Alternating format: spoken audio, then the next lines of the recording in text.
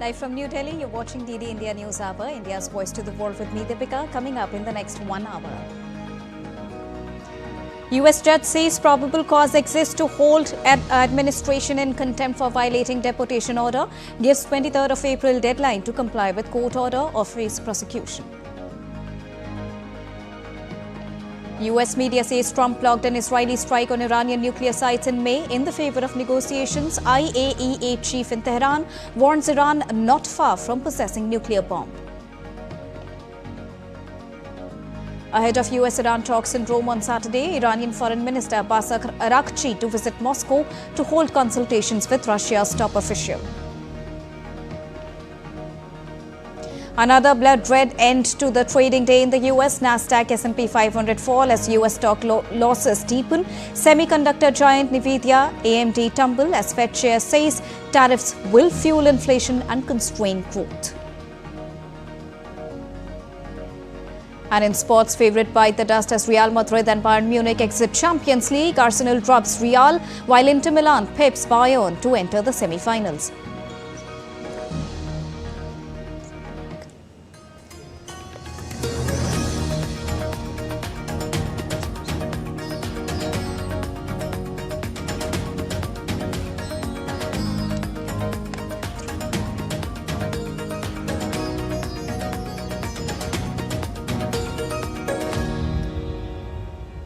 A very good morning to all our viewers joining us at this morning broadcast of DD India News Hour. To begin with the latest that we are tracking from the US.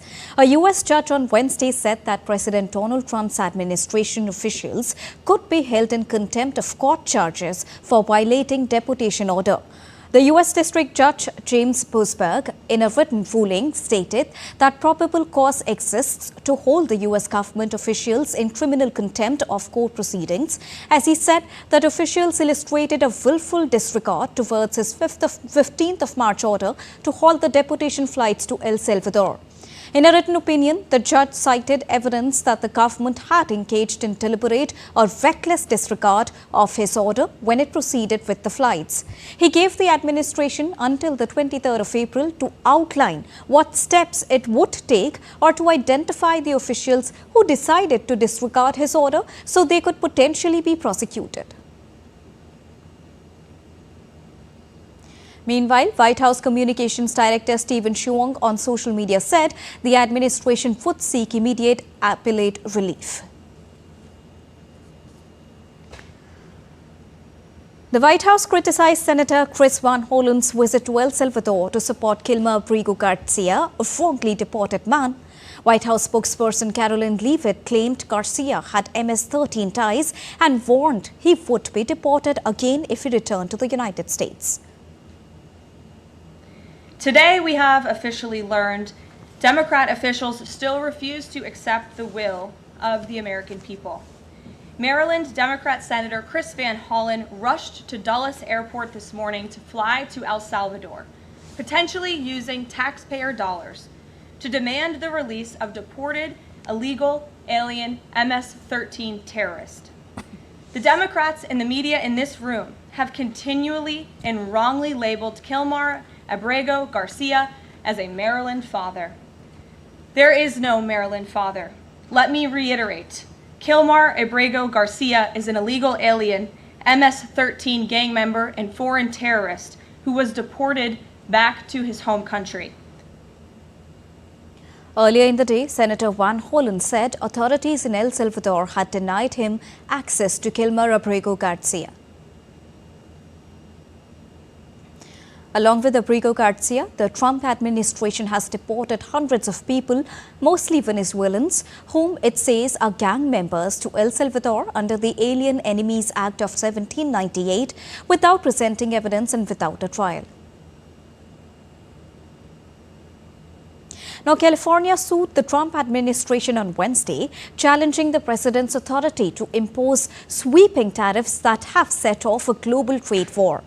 The lawsuit, which was filed in the U.S. District Court for the Northern District of California, seeks to block Donald Trump's sweeping tariffs on foreign trading partners, accusing him of abusing his powers and inflicting financial harm on the state and the nation. Democrats asked a judge to bar the Department of Homeland Security and Customs and Border Protection from enforcing the tariffs. The act enables a president to freeze and block transactions in response to foreign threats, but does not allow the president to adopt tariffs, the suit says.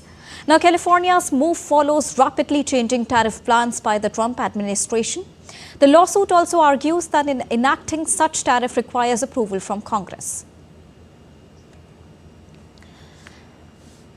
Moving on, Israel has expanded its military control in Gaza, converting 30% of the territory into a buffer zone. The Israeli military has achieved operational control over key areas and routes, striking 1,200 targets and conducting targeted eliminations.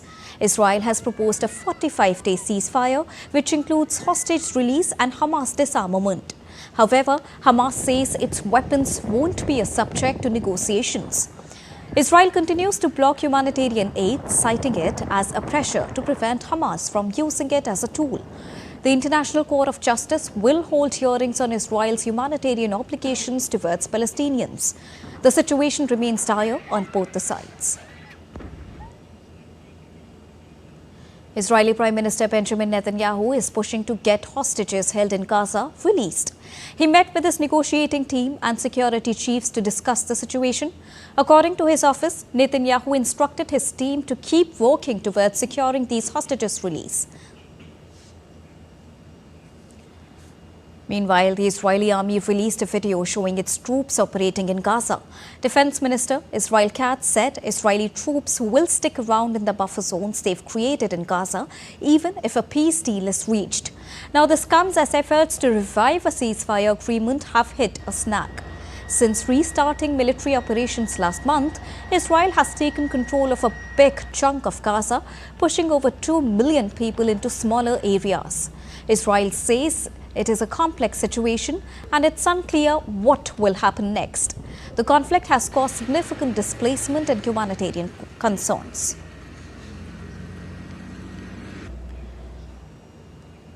US President Donald Trump has blocked Israel's planned strike on Iranian nuclear sites, opting for negotiations instead. According to the New York Times, Israel had planned to attack in the month of May to set back Iran's nuclear program by a year or more. Trump decided to pursue diplomacy after months of debate. The US and Iran recently held positive and constructive talks in Oman, with a second round scheduled for Saturday in Rome. Italian Prime Minister Giorgia Meloni arrived in Washington on Thursday for a meeting with US President Donald Trump to ease tensions over the US tariffs.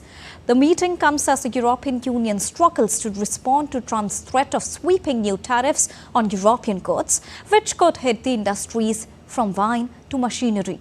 Now, Meloni's allies insist she will act as a facilitator between Brussels and Washington. She has also signed with the European Union on some key votes, including retaliatory measures in response to earlier US levies. Meloni was the only European Union leader invited to Trump's inauguration in January, and this week's meeting will take place the day before she hosts Vice President J.D. Vance in Rome.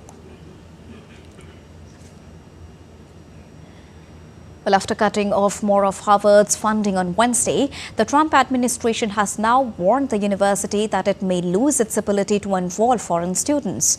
Trump administration wants Harvard to agree to government demands that would put it under outside political supervision. President Donald Trump is furious at the university, which has produced 162 Nobel Prize winners, for rejecting his request to submit to oversight on admissions, hiring and political slant. Earlier this week, Harvard said it would not comply with the demands from the Trump administration aimed at restricting anti-Semitism on campus. In response to which, the White House blocked access to $2.2 billion in long-term grants and $60 million in contracts. US President Donald Trump said there had been big progress in negotiating tariffs with Japan on Wednesday after he met the Japanese envoy Yoshihide Akazawa at the White House. Well, Trump in a social media post said, and I quote him, "A great honor to have just met with the Japanese delegation on trade, big progress," unquote. US Treasury Secretary Scott Bessent and Commerce Secretary Howard Lutnick also participated along with other officials.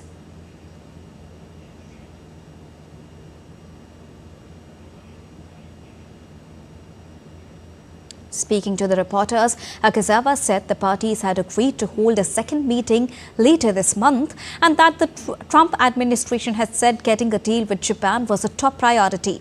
He further added that Trump's administration wants a trade deal within the current 90-day freeze on reciprocal levies.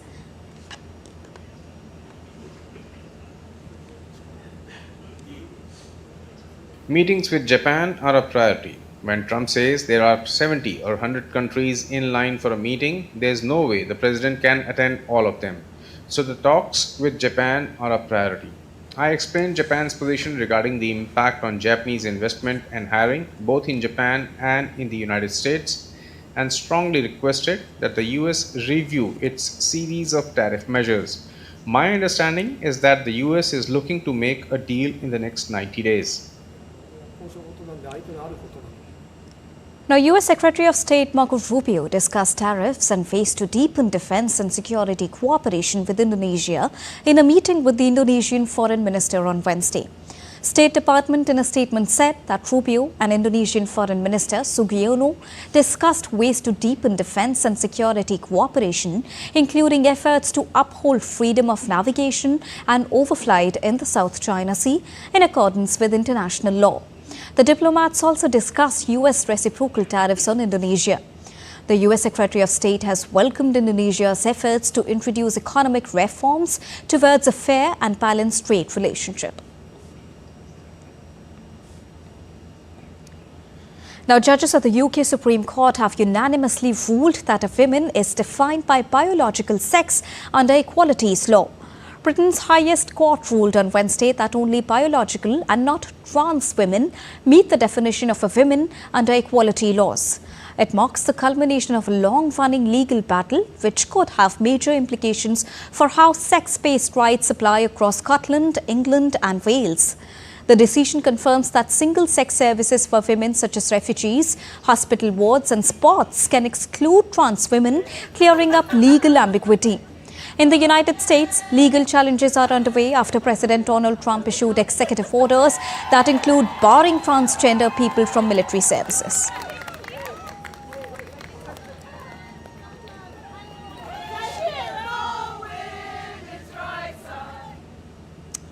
Well, U.S. Attorney General Pam Bondi announced on Wednesday that the Justice Department has filed a lawsuit against the state of Maine. Now, this legal action marks an escalation in President Donald Trump's ongoing conflict with Maine over its refusal to ban transgender athletes from participating in women's sport. The lawsuit alleged Maine of violating Title IX by allowing transgender female athletes to participate in girls' and women's sports across the state. Today, the Department of Justice is announcing a civil lawsuit against the Maine Department of Education. The state of Maine is discriminating against women by failing to protect women in women's sports. Pretty basic stuff. This is a violation of Title IX. The Department of Justice will not sit by when women are discriminated against in sports. This is about sports. This is also about these young women's personal safety. Time to take a short break, but still to come on the other side. Serbia appoints Đuro Markoč as Prime Minister after anti-corruption protests that led his predecessor to resign.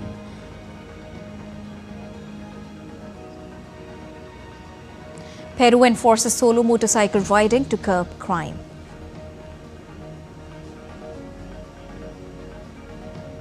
And New York International Auto Show celebrates its 125th year.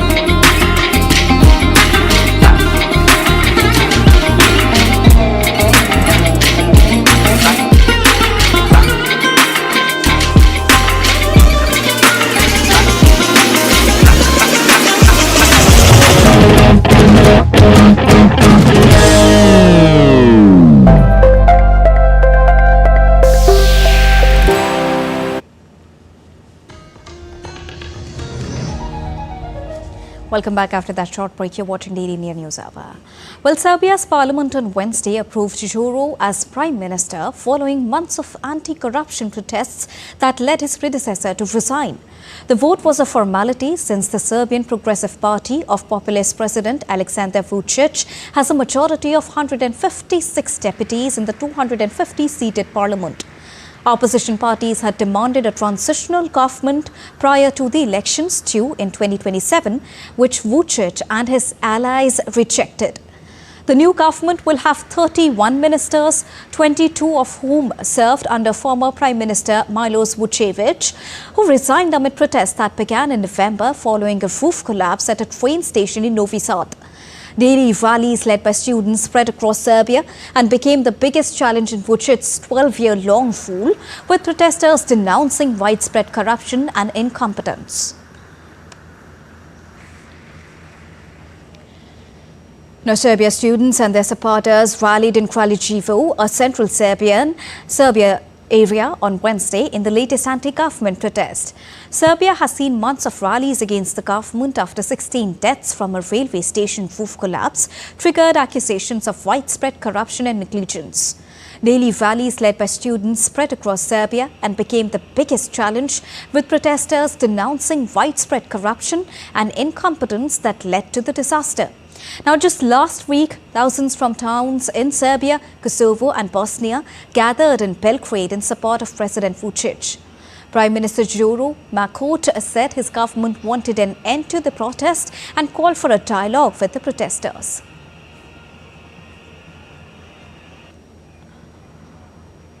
Argentine retirees clashed with security forces in Buenos Aires on Wednesday during their weekly protest, prompting police to deploy pepper spray. The confrontation unfolded as demonstrators tried to block traffic near the Congress building, escalating tensions with riot police. Now, since the month of March, the protests have grown increasingly confrontational, reflecting deepening frustration over retiree rights and the government's handling of the issue. The retirees are opposing President Javier Milei's austerity policies, which they argue have severely affected their quality of life by eroding their purchasing power and limiting access to essential medications and healthcare services.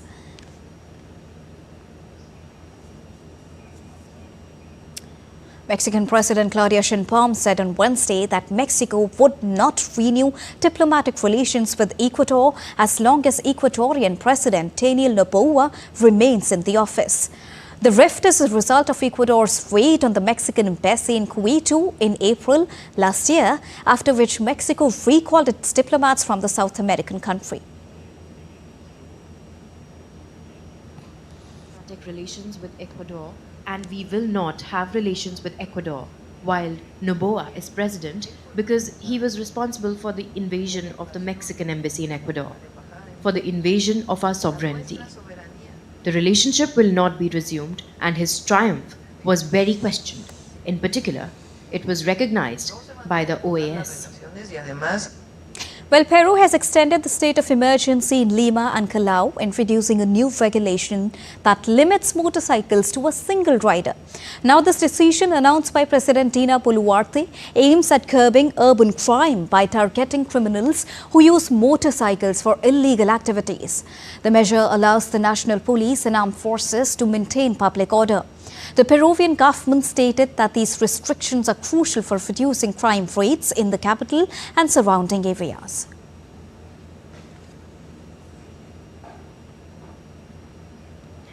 Chinese President Xi Jinping arrived in Cambodian capital Phnom Penh on Thursday, which is the last stop of his three-nation trip to Southeast Asia.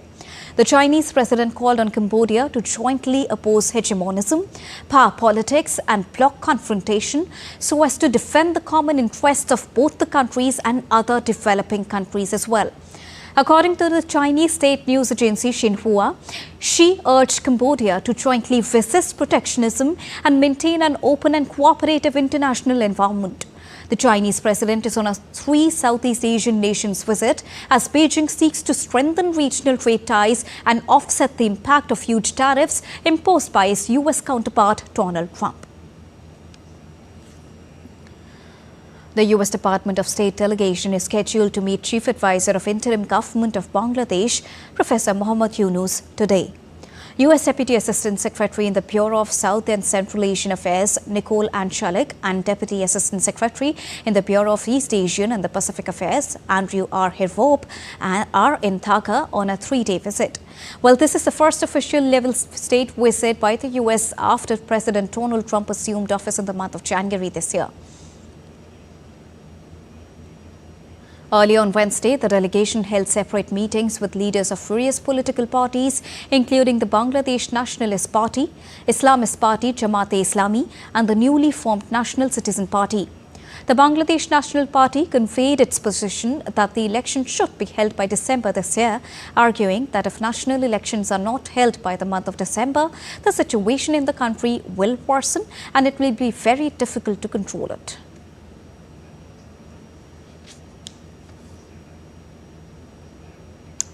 And to get us more on this, I'm joined by DD India's Naval Singh Parmar from Dhaka. Good morning, Mr. Parmar. Now, when we talk about this very important visit of the US officials to Bangladesh, tell us the significance of this visit and what are the key highlights to look forward to?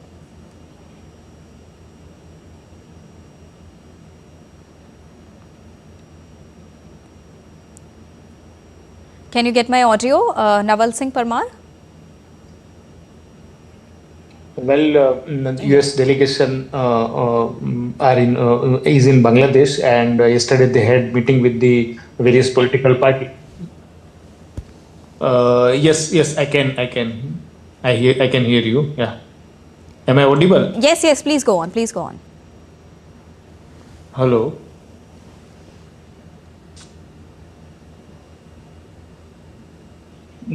The US delegation is in Bangladesh for a 3-day visit, and yesterday they had a meeting with the various political parties, including BNP, Jamaat-e-Islami, and National Citizens Party. The delegation have two officials. One is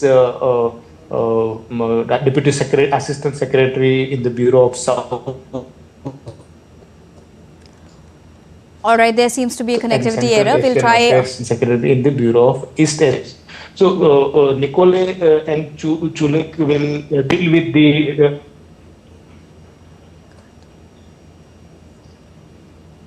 All right, we'll try getting back to Naval Singh Parmar from Bangladesh and give you more information on this. Moving on for now. Nepal police have confiscated a large quantity of shaligram stones in Mustang. The collection of large amounts of shaligrams is prohibited in Nepal.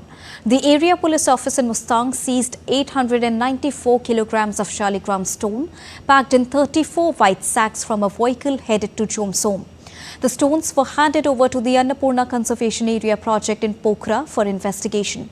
A priest from the Shaligram temple in Gandaki province stated that Shaligram stones are fossilized stones or ammonite collected from the riverbed and banks of the Kali Gandaki, a tributary of the Gandaki river.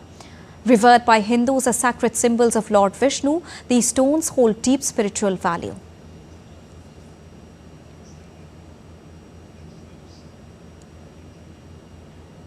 All right, now let's take a look at other stories making news around the world in brief. 5 critically endangered Brazilian merchant chicks were born at Prague Zoo, marking the first birth of the species outside South America. Once thought extinct, the species now has fewer than 250 individuals in Brazil and Argentina. Prague Zoo aims at expanding breeding efforts across Europe ahead of a future reintroduction to the native habitat.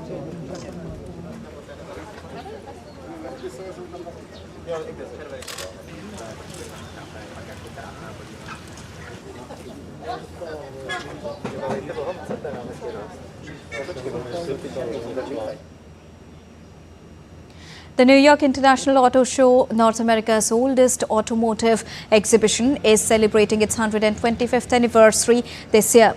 Show President Mark Schenberg reflected on the event's remarkable history and enduring impact on the car industry. Schenberg highlighted electrification, connectivity, and self-driving technology as key trends gaining attention at this year's show. The show opens to the public on the 18th of April and runs through the 27th of April.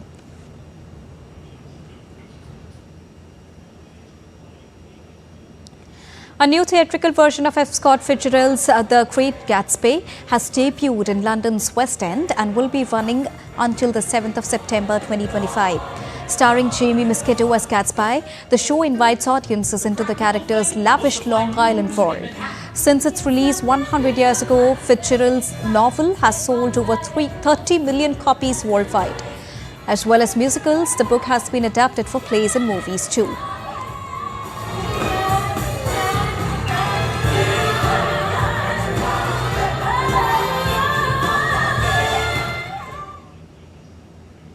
Individuals assembled in front of the Eiffel Tower holding placards bearing messages of peace, while the iconic landmark glowed with the word peace in English, French, Hebrew and Arabic.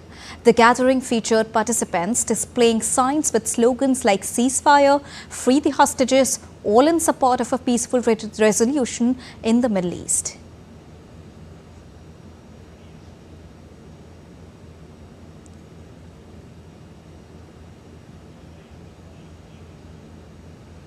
Tulip fields are in full bloom and draw spring visitors to Turner's Hill, which is a village in West Sussex in southern England. Over 1.5 million tulips, representing more than 100 different varieties, were planted for the annual Tulip Fest.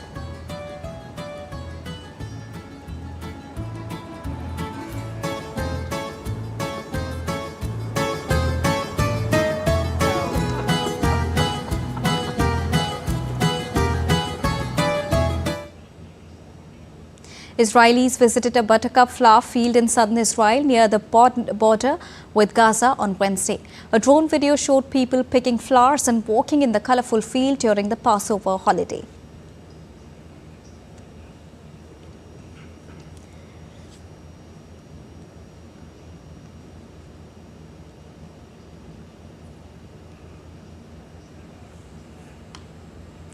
Time to take a short break, but still to come on the other side.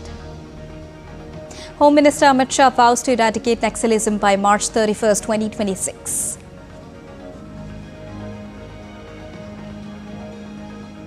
INSV Tarini enters Cape Town. All-women-led Navika Sagar Parikrama 2, showcasing India's naval strength and indigenous shipbuilding.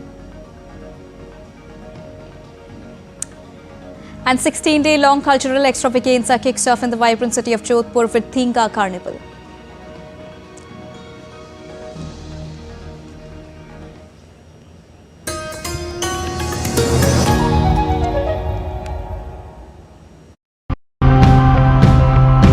Nature gives and we take, and sometimes a little too much.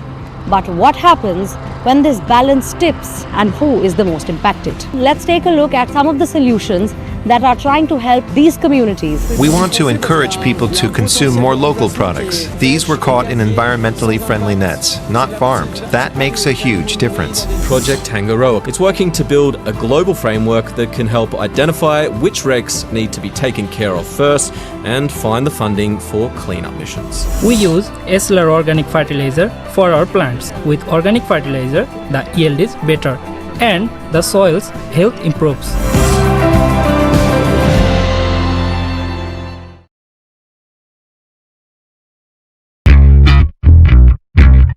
I'm on a quest to explore the history of Goa.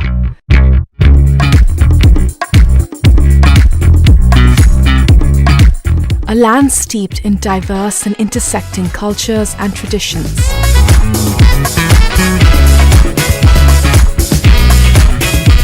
I think this is one of my favorite pieces of art in the city. Here, influences from multiple faiths coalesce in beautiful ways. From religious sites to charming villages and vibrant streets.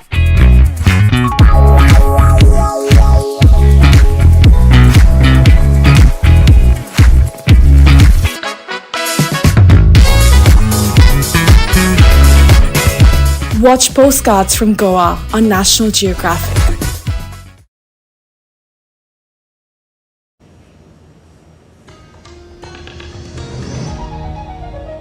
Welcome back after that short break. You're watching DD India News Hour. Now let's quickly recap the top headlines of the hour.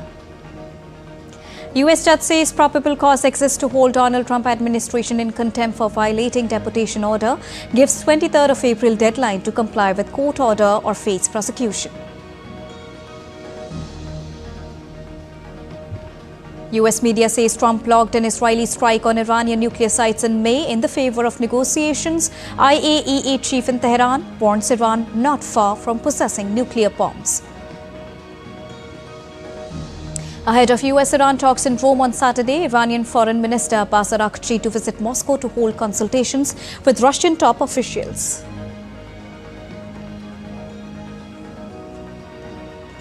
Another blood-red end to the trading day in the US. Nasdaq S&P 500 fall as US stock losses deepen. Semiconductor giants Nvidia, AMD tumble as Fed chair says tariffs will fuel inflation and constrain growth. And in sports, favourite bite the dust as Real Madrid and Bayern Munich exit Champions League. Arsenal drops Real while Inter Milan pips Bayern to enter the semi-finals. 86 Central Reserve Police Force Raising Day celebrations were held in Madhya Pradesh's city of Neemuch today. Union Home Minister Amit Shah attended the event as the chief guest and inspected the parade contingent. Addressing the cadets, he praised the forces, recalling their major contribution in fighting against terrorism and Naxalism. हमेशा CRPF ने देश की एकता और अखंडता बनाए रखने के लिए अपना सर्वोच्च बलिदान देने में कोई कसर नहीं छोड़ी। हमारा CRPF इस देश का ही नहीं, पूरी दुनिया का सबसे बड़ा अर्धसैनिक बल होने का गौरव CRPF को प्राप्त है। CRPF के जवानों ने नक्सलवाद को समाप्त करने की दिशा में बहुत बड़ा योगदान दिया है और मैं आज आपको कहकर जाता हूं कि 31 मार्च 2026 इस देश में नक्सलवाद हमेशा के लिए समाप्त हो जाएगा। ये प्रण जो है वो आपके ही दम पर इस देश ने तय किया है। Union Home Minister Amit Shah also gave away gallantry awards to CRPF personnel. The CRPF Day is celebrated every year on the 19th of March, as it was on this day in the year 1950 that the flag was presented to the force by the then Home Minister Sardar Vallabhbhai Patel. Now this year the parade is being held on the 17th of April as part of extended celebrations. CRPF has played immensely important role on many fronts, ranging from integration of princely states to internal security, counter-insurgency terrorism operations, international peacekeeping, VIP security and disaster management. Today, it is the largest and most decorated paramilitary force across the world. Defence Conclave 2025 Force of the Future will be organised in New Delhi today, where Defence Minister Rajnath Singh will deliver a keynote address. The conclave promises a full day of high-octane discussions, insights and policy-oriented brainstorming on the dynamic transformation of India's defence sector. Taking place over 2 transformative days, this summit will delve into the critical role the emerging technologies such as artificial intelligence, cybersecurity, quantum computing, autonomous systems and space technologies play in fortifying national security and modernizing defence strategies. The conclave stands as a unique opportunity for the defence industry to harness the potential emerging technological advancements. President Draupadi Murmu on Wednesday gave assent to the Protection of Interest in Aircraft Object Act 2025.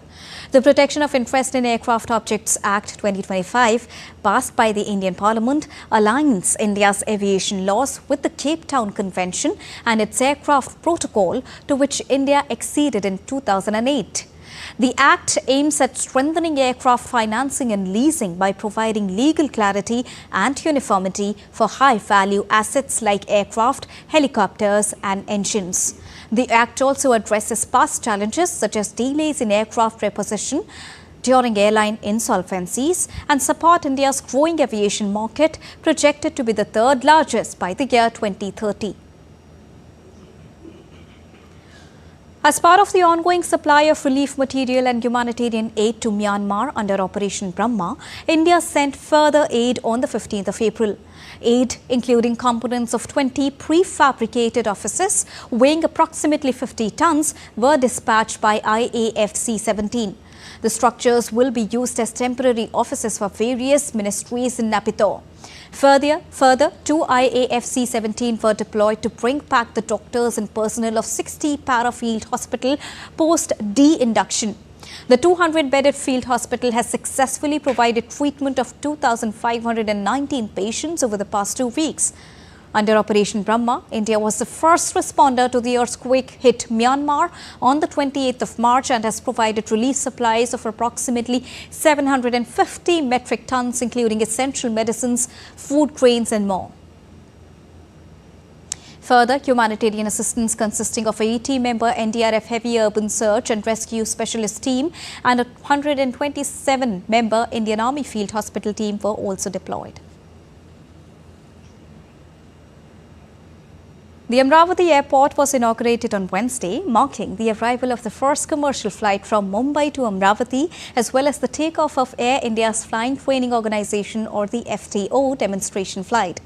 The airline will operate regular commercial flights between the two cities on Mondays, Wednesdays and Fridays. While the school, which will come up in 5 to 6 months, will produce around 180 pilots every year and will have at its disposal 34 aircraft for training as well. On the occasion, Union Aviation Minister Ram Mohan Naidu said that the pilot training school will be the largest in Southeast Asia and will put the city around 150 kilometers from Nagpur on the world map. Ram Mohan Naidu added that while there were only 74 airports in India in 2014, the number of airports has gone up to 159 in the current year.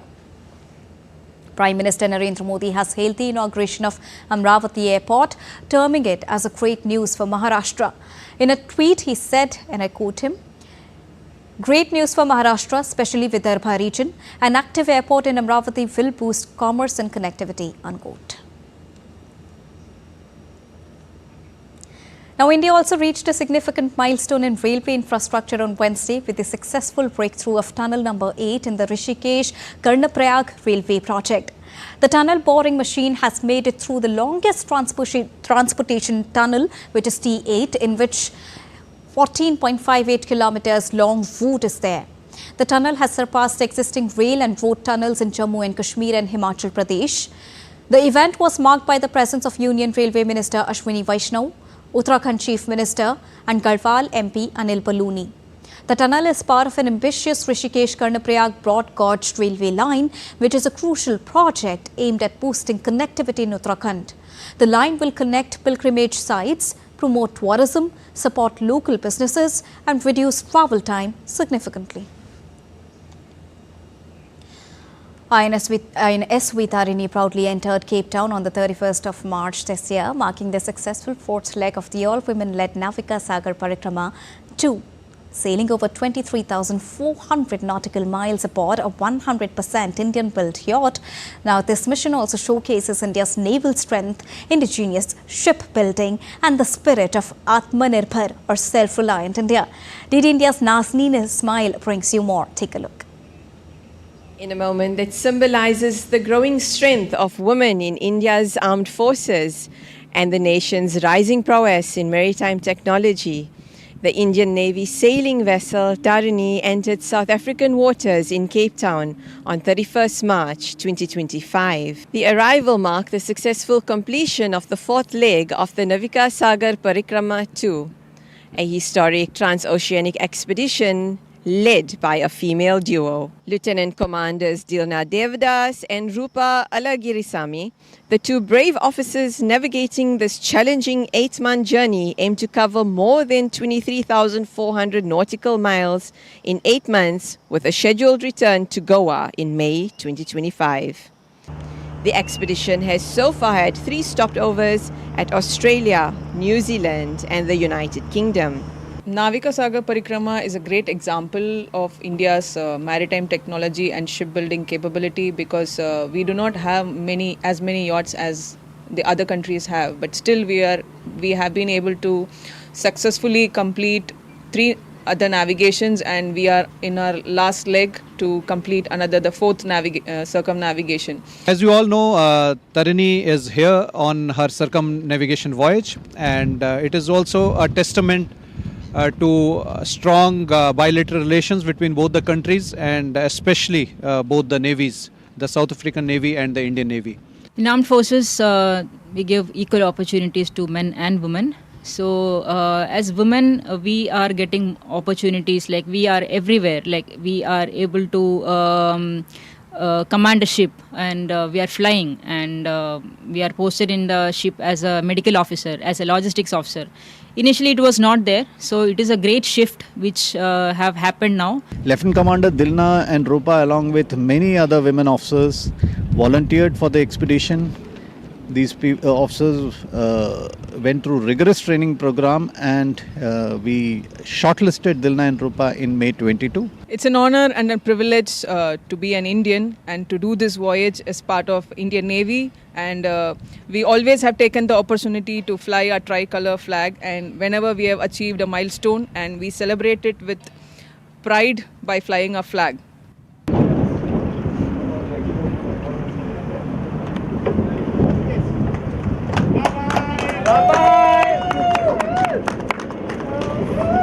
Sail safe!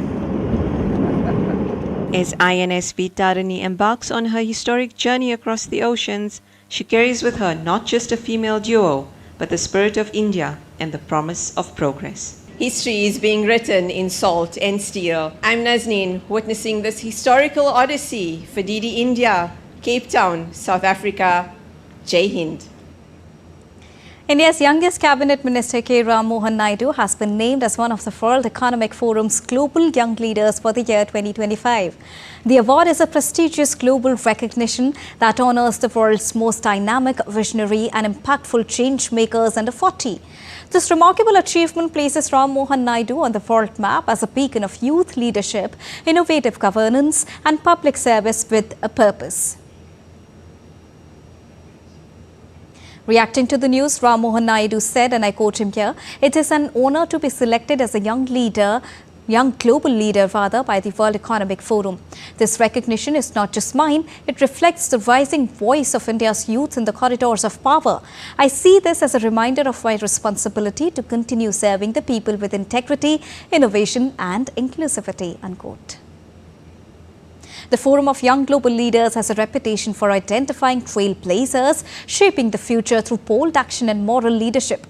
This year, the cohort includes 116 leaders across 50 countries, including 7 from India, from tech entrepreneurs to human rights advocates. But standing tall among them is Ram Mohan Naidu, a proud representative of India's democratic and youth-driven political transformation. The vibrant city of Jodhpur came alive with a Thinga Carnival as the 16-day-long cultural extravaganza kicked off on Wednesday. Rooted in folklore and tradition, the festival sees women dressed as goddesses and mythical figures patrolling the streets at night. From colourful attire to quirky rituals, the festival blends divinity and drama, making it one of Rajasthan's most eccentric and empowering festivals.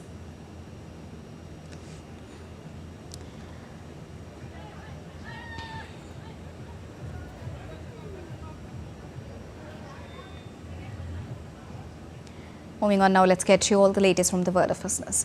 Now, the World Trade Organization has slashed its forecast for global trade this year amid the turbulence over the sharp spike in US tariffs and consequent uncertainty that has battered market sentiments and stock indices. The latest global trade outlook released by the World Trade Organization on the 16th of April says US President Donald Trump's tariff will force 0.2% contraction by volume in global trade in 2025 instead of the 2.7% growth that was projected otherwise. Now, WTO further warns that if Trump lifts the pause on his earlier announced reciprocal tariffs, it would amplify the problems and the contraction could be even much bigger. Now, WTO said the economic disruption unleashed by Donald Trump tariffs is likely to lead to a global growth loss of 0.6 percentage points. World GDP is now expected to grow at 2.2% instead of the baseline 2.8% in the current year. And US stocks took a nosedive on Wednesday with the Dow Jones plummeting 699.57 points to 39,669.39. The S&P 500 dropping 120.93 points to 5,275.7 and the Nasdaq Composite falling 516.01 points to 16,307.16. Nvidia's warning about $5.5 billion in charges due to a new US curb on chip exports to China did not help, with shares falling 6.9%. Federal Reserve Chair Jerome Powell's comments on slowing economic growth and higher inflation due to tariffs also spooked investors. Today's news, obviously, with some of the tariffs around some tech names and some basically reducing some trade around some semiconductor names, I think is what really we're seeing from a market reaction. We think you're going to continue to see tech on the downdraft just because a lot of this tariff noise is going to affect them specifically, because now we're focused on China. Before, when it was a worldwide tariff issue, there's a lot of companies that had some kind of skin in the game, if you will. With China, a lot of it's tech. And so I think a lot of the tech money is going to be pulling out, going to other places. The Indian equity benchmarks were trading lower on Thursday, dragged down by weakness in information technology shares after India's fourth largest IT company reported weak set of March quarter earnings post-market hours on Wednesday. The Sensex fell as much as 368 points and Nifty 50 index touched an intraday low of 23,307.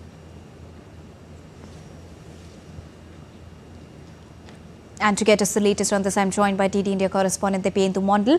Good morning, Dipendu. The US is hitting at a new low because the claims are different, as Jerome Powell also says, the Fed chair says, and the tremors can also be seen in the Indian market as well. Tell us the latest that you're tracking from the markets today, Dipendu.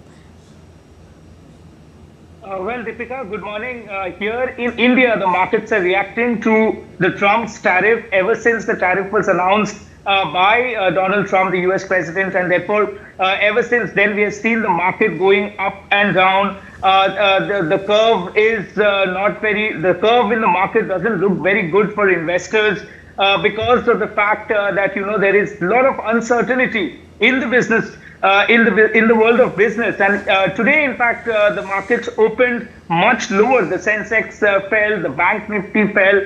The Nifty 50 was also down. But however, Deepika, as we speak, Sensex have risen by about 31 points, as well as, the Bank Nifty have risen by 316 points, while the Nifty 50 is down by less than 0.02%. However, the market sentiments, are volatile, are very, very volatile because of the fact that the decision that has been taken by Donald Trump on the reciprocal tariff is not giving confidence in the investors within the market. So therefore, we see that a lot of volatility in the market is persisting, both in India as well as in the US. In fact, the global markets are also reacting in a negative trend, whereas, because of the fact that there is no certainty in the market. And we have seen how yesterday the US markets, the tech stocks, the Nasdaq,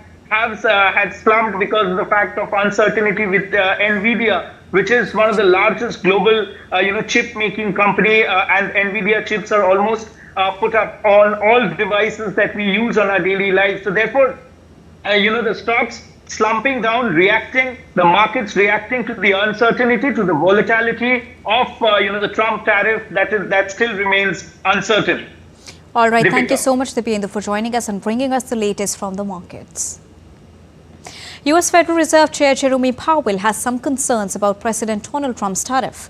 Speaking at the Economic Club in Chicago, Powell said the tariff increases are way bigger than expected, which could lead to some serious economic effects. Now, Powell's comments highlight the uncertainty surrounding the US economy. The level of tariff increases announced so far is significantly larger than anticipated, and the same is likely to be true of the economic effects, which will include higher inflation and slower growth. Both survey and market-based measures of near-term inflation expectations have moved up significantly, with survey participants pointing to tariffs. Survey measures of longer-term inflation expectations, for the most part, appear to remain well anchored as well. In other news, Iran's Foreign Minister Abbas Araghchi will visit Russia on Thursday to consult with Moscow regarding the latest talks between Iran and the United States in Oman. Araghchi will meet his Russian counterpart Sergei Lavrov and other senior officials during his visit. Iranian Foreign Ministry spokesperson said Araghchi will discuss the latest developments related to the Oman talks with the Russian officials. Well, Russia, which is a party to Iran's 2015 nuclear pact, has supported Tehran's right to have a civilian nuclear program.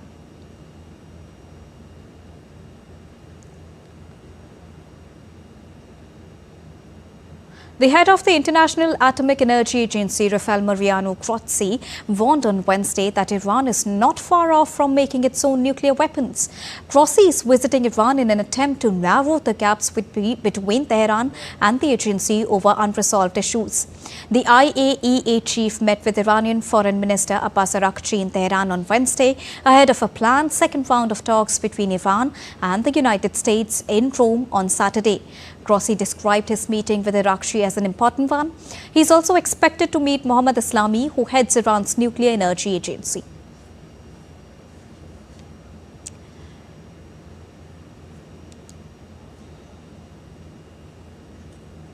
You're watching Daily India News Hour, and now it's time to get you all the latest from the world of sports. To begin with soccer, Arsenal staved off Champions League holder Real Madrid and its rich history of unlikely comebacks to snatch a 2-1 victory on Wednesday night and reach the semi-finals with a superb 5-1 aggregate triumph. Bukayo Saka, who missed a first-half penalty, sent Arsenal ahead, and although Vinicius Junior levelled the 15-time winner, was never close to making up the deficit. Later, Gabriel Martinelli rubbed salt on Real's wounds with a stoppage time winner for Arsenal. Arsenal's 3-0 quarter-final first-leg triumph last week gave them a vital cushion as they made the Final Four for the first time since the year 2009. The Gunners will face Paris Saint-Germain in the semi-final on the 30th of April in a hope to further their run to lift the Champions Trophy for the first time ever. Meanwhile, Inter Milan have also reached the semi-finals of the Champions League after drawing 2-2 with Bayern Munich to win 4-3 on aggregate basis. Goals from captain Lautaro Martinez and Benjamin cancelled out Harry Kane's strike for Bayern, which levelled the tie in the 52nd minute. Now, this victory has assured Inter is more than capable of reaching the final of Europe's elite club competition, as it did 2 years ago when it was narrowly beaten by Manchester City. Italian champion Inter Milan will face Barcelona in the semi-finals on the 30th of April. In cricket, Mitchell Starc bowled a stunning final over as Delhi Capitals defeated Rajasthan Royals in a dramatic super over finish after both the teams finished tied on 188 in their IPL 2025 match on Wednesday. Pace A Starc started with the ball, defending 9 runs in the final over to force the tie and then conceding just 11 in the super over, where 2 crucial run-outs of Shimron Hetmyer and Riyan Parag titled the balance. Chasing 12 in the super over, KL Rahul struck a double and a boundary before Tristan Stubbs launched a 6 to seal victory in 4 balls. Delhi Capitals, led by Akshar Patel, have climbed to the top of the table with 5 victories in 6 matches. Earlier, Abhishek Porel top scored with 49, while Akshar and Stubbs added rapid 34s, lifting Delhi to a competitive 188 for a loss of 5 wickets. Meanwhile, Rajasthan's chase was led by Yashasvi Jaiswal and Nitish Rana, both scoring 51, but regular wickets hampered the momentum.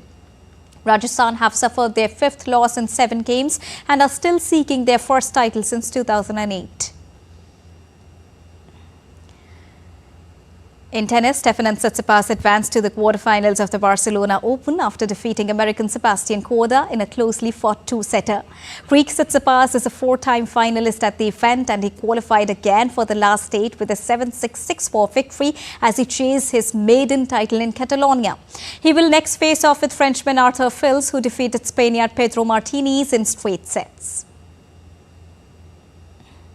Denmark's Holger Rune also advanced to the quarterfinals after rallying from a set down to beat Argentine Sebastian Baez by 4-6, 6-1 and 6-2. Rune will now meet Norway's Kasper Ruud for a place in the semi-finals.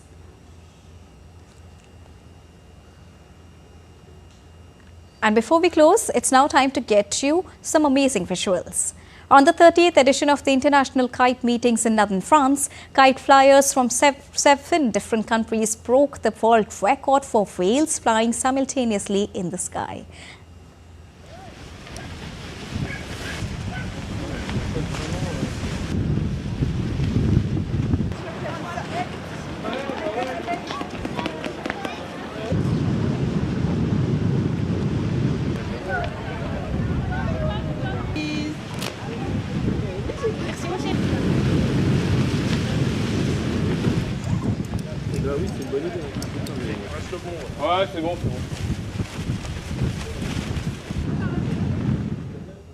And that's all for this edition of DD India News Hour. But do let us know your thoughts on the news of the day. For those on the go, you can get all the latest news and updates from India and across the world on the DD India mobile app. The app is available on both Android and iOS platforms. Scan the QR code on the screen to download it right now. We'll be back with more news as it breaks here on DD India. I am Deepika, and from all of us here in New Delhi, thank you so much for watching DD India News Hour. Namaskar.